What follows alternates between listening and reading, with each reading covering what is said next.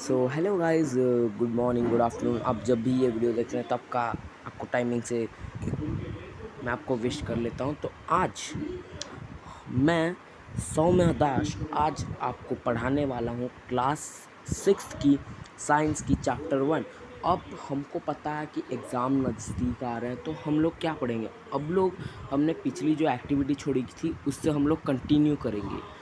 हमने पिछले वीडियो में हमने एक्टिविटी 4 तक पढ़ा था। अभी हम नेक्स्ट एक्टिविटी यानी कि एक्टिविटी 5 से लेकर पूरे चैप्टर एन तक पढ़ेंगे, और नेक्स्ट वीडियो में मैं आपको इस चैप्टर का मतलब सोल्यूशन आपको दे दूंगा, ठीक है।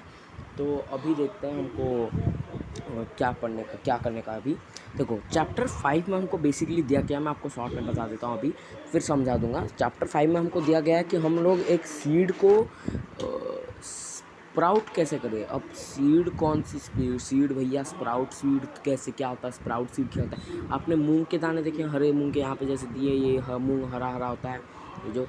अब इसको स्प्राउट करने का मतलब है, इसको मतलब क्या बताऊँ, रुको मैं आपको ऐसे समझा तो नहीं सकता। मैं आपको गूगल में इसका पूरा डेफिनेशन ही दिखा देता हूँ, पढ़ के आपको सुना दूँगा।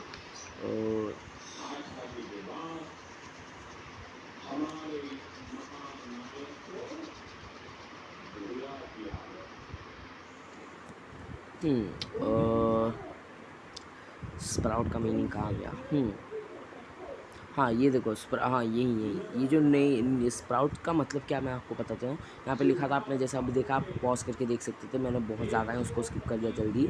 तो स्प्राउट का मतलब आप ऐसे बता सकते हो कि एक जैसे हमारा हमारा जो एक स्टेज होता है ना, जहाँ पे हमारी बॉडी रिप्रोड्यूस कर सकती थी, हमारी बॉडी में रिप्रोडक्टिव जो मतलब केमिकल्स होते थे, जैसे कि हमारा सीमन हो गया, वो जैसे प्रोड्यूस होता है, वैसे ही एक सीड को स्प्राउट करने का मतलब है कि उस सीड को अपने मतलब रिप्रोडक्टिव स्टेज में, मतलब वो सीड जो होगा ना, अगर आप उसे मतलब अगर कहीं पे अगर आप दफना दोगे तो वहाँ से प्लांट निकल सकता है। तो इसका मतलब स्प्राउट का मतलब यही होता है। तो देखते हैं कैसे हम एक सीड को स्प्राउट कर सकते हैं। तो सीड को स्प्राउट करने के लिए हमको क्या करना है, टेक सम ड्राई सीड्स। हमको मतलब ड्राई सीड्स लेने हैं, वेट नहीं, ड्राई सीड्स। वेट का मतलब मैं गीले सीड्स की बात कर रहा हूँ, तुम जो समझ रहे हो वो वेट नहीं। हाँ, तो हमको क्या करना है ना, ड्राई सीड्स को लेना है, जैसे कि मूंग और चना, और उसको हम उस सीड के हमको स्मॉल क्वांटिटी को लेके हम भी एक वाटर फील्ड कंटेनर के अंदर डाल देना है उससे। फिर उसे leave it aside for a day, मतलब उसको एक दिन के लिए पूरा मतलब छोड़ दो, मतलब उसको मतलब कुछ लगो उसके साथ, मतलब उसको हाथ मत लगाओ, कुछ मत करो, ठीक है। उसके बाद छोड़ दो, उसके बारे में भूल जाओ। Next day drain the water completely and leave the seed in the vessel. मतलब हमको नेक्स्ट डे क्या करने का ना, उसके अंदर का जो पानी होता है उसे हमको कम्प्लीटली ड्रेन कर देना है, और उस सीड को उसी कंटेनर जो वेसल था अपने, उसी के अंदर रखने का है। रख दिया, then what we have to do is wrap them with a piece of wet cloth. हमको उसे एक वेट क्लॉथ के साथ रैप करना, वेट क्लॉथ के अंदर रख के रैप करना है। फिर हम उसे मतलब क्या बोलूँ, वेट क्लॉथ के अंदर रख के रैप करने के बाद उसे हमको छोड़ देने का है।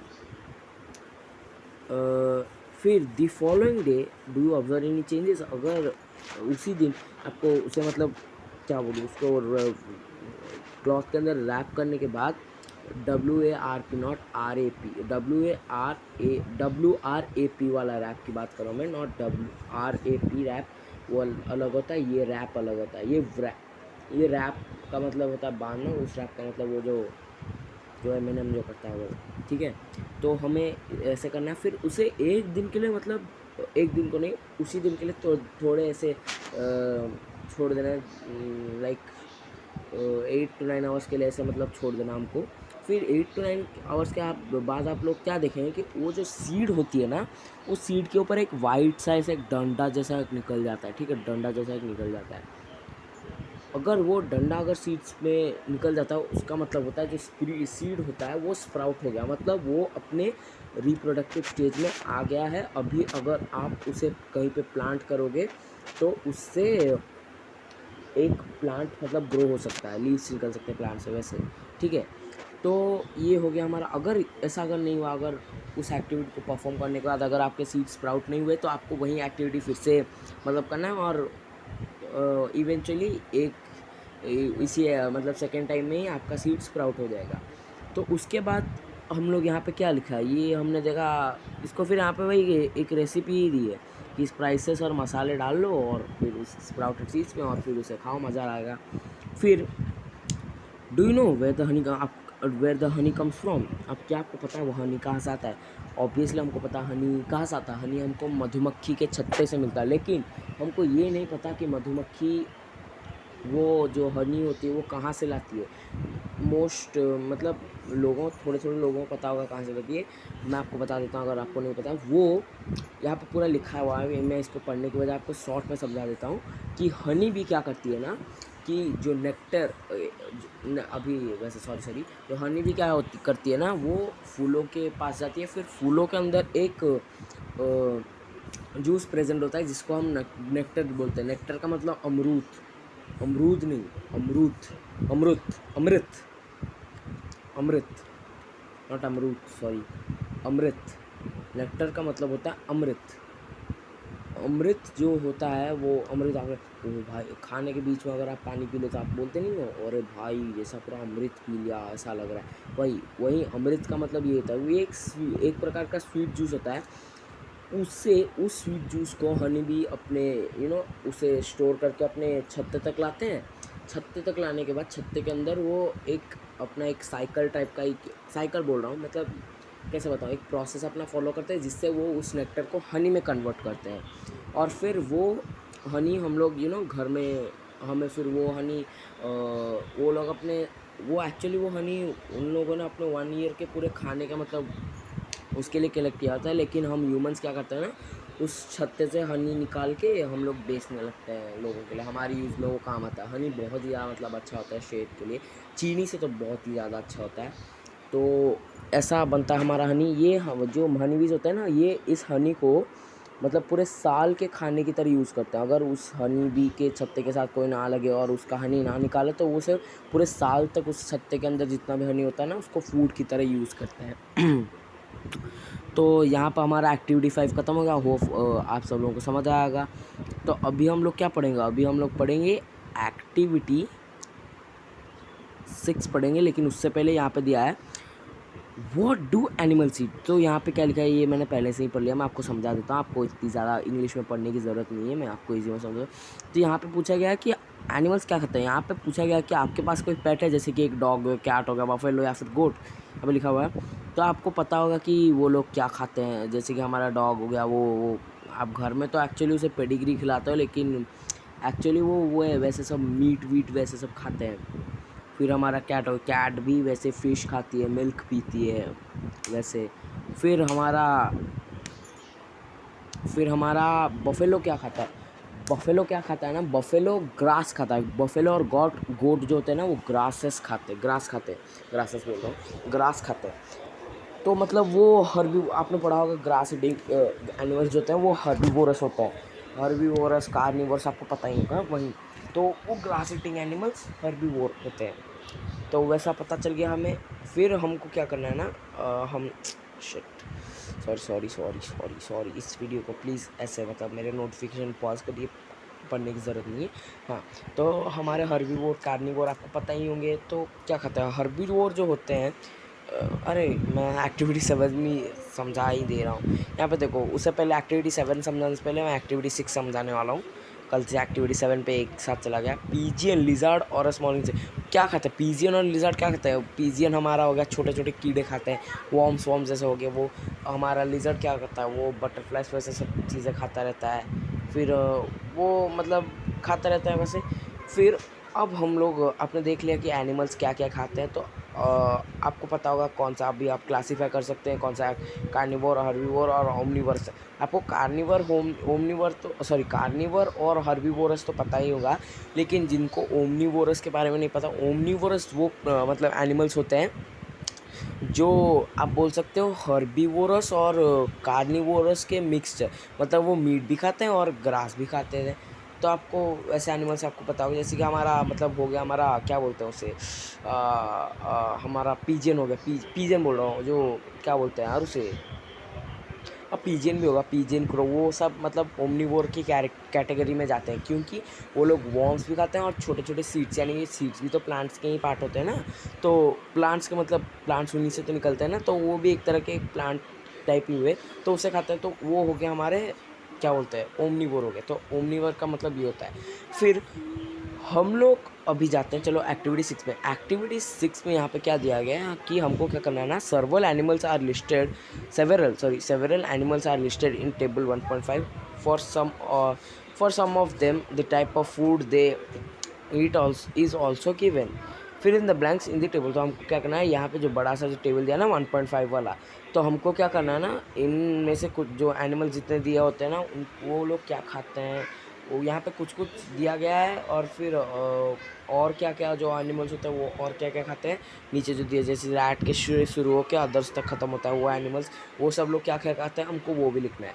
तो हमारा यहाँ पे मैं कुछ कुछ बता देता हूँ। ये एक्टिविटी आपको एक्चुअली होमवर्क की, ये प्लीज़ आप खुद घर पे कीजिए, आपके लिए अच्छा रहेगा। मैं आपको टाइगर बताऊँ, टाइगर सबको पता है इसलिए मैं बता दूँगा, मैं हार्ड वाले नहीं बताऊँगा, आपको वो सब करना पड़ेगा, और गूगल्स नहीं, ओके। आपको मतलब कैसे बताऊँ, आपको खुद सोचना पड़ेगा। आपने ये सब एनिमल्स को खाते हुए देखा है, आपको सिर्फ बस मतलब सोचना है, ठीक है।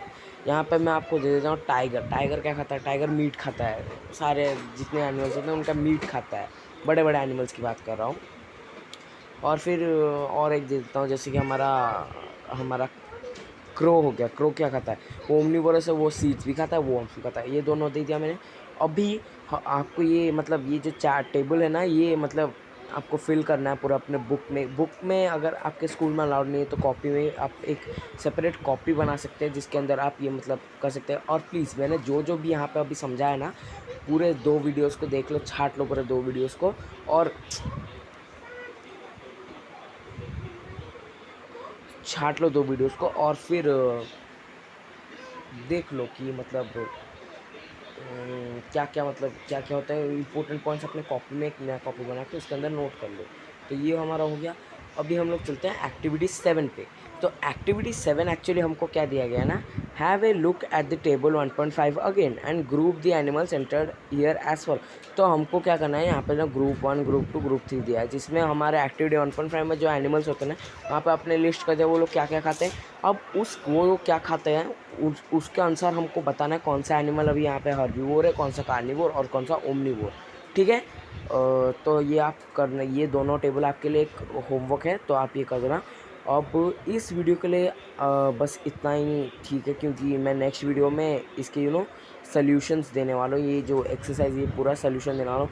मैं सॉल्यूशन तो देने वाला हूँ, लेकिन हाँ इससे पहले आपके लिए 3 होमवर्क है। क्या क्या होता है वो होमवर्क मैं आपको बता, 2 मिनट रुकिए। हाँ, वो होमवर्क क्या होता है ना, होमवर्क है आपके लिए कि आप ये जो 2 टेबल्स को फिल कीजिएगा, और अगर हो जितना भी हो इस एक्सरसाइज से आप क्वेश्चन खुद ब खुद करने की ट्राई कीजिएगा। मैं वैसे भी आपको मतलब नेक्स्ट वीडियो में आपको मैं मतलब इसके सॉल्यूशंस तो दे दूंगा, लेकिन हाँ आप ज़रूर खुद ब खुद करने की ट्राई कीजिएगा। और फिर हमको क्या करना है ना, खुद ब खुद करने के बाद हमको ये सब लेना। अब मैं नेक्स्ट वीडियो में जैसे इसका सारा आंसर पोस्ट करूँगा, आपको चेक करना है कि आपने कौन सा ठीक किया कौन सा गलत किया। जिसको आपने गलत किया है आप उसे मतलब करेक्ट कर ले, और उस मतलब क्वेश्चन को पढ़ें, अच्छे से समझे, चैप्टर को भी अच्छे से पूरा पढ़िए, थॉरोली पढ़िए।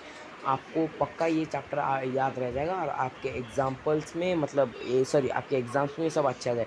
और हाँ, सबसे मेन चीज़, चैप्टर को मतलब पूरा पढ़ना अच्छा है, लेकिन मतलब चैप्टर को पूरा पढ़ने से थोड़ा सा अच्छा एक चीज़ है, यहाँ पे जो समरी दिख रहा है ना, ये भी थोड़ा सा पढ़ लीजिए चैप्टर के साथ, क्योंकि इसके अंदर चैप्टर के अंदर जो भी चीज़ें बड़ी बड़ी सेंटेंस में लिखी होती है ना, ये इसको छोटे सेंटेंस में करके लिखता है।